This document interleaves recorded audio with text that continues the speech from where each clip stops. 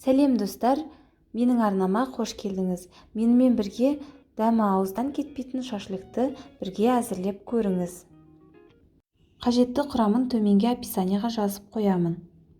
Бізге қойдың майы қажет болады, оны осындай төртбұрыш етіп турап аламыз. Шашлыкты сиыр еті мен тауықтың аяғынан жасап жатырмыз. Тауықтың аяғын осындай бөліктерге бөлеміз, қатты үлкен болып кетпеуі қажет. Ал сиырдың етін осылай төртбұрыш етіп турап аламыз. Мұнда шамамен 7-8 кило ет бар. Шашлыкты қойдың етімен де жасауға болады. Тауықтың аяғын осылай етіп 5-6 бөлікке бөліп аламыз. Ал енді шашлықтың етін маринадтауға кірісейік.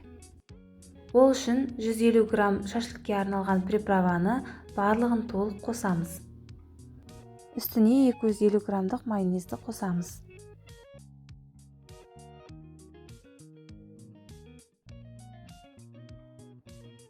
«250 грамдық шашлыкке арналған кетчуптың екеуін қосамыз.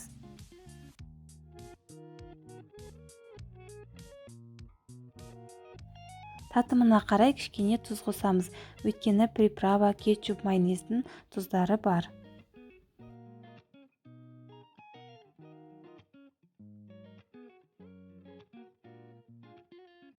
Шамамен 450-дей газдалған су қосамыз.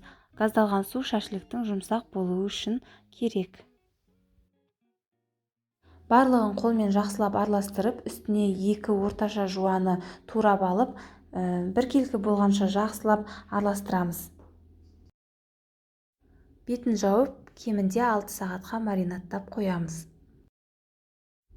Тауықтың етін шашлыкке арналған таяқшаларға үшеуден орналастырып, қызып тұрған шоқта пісіріп аламыз.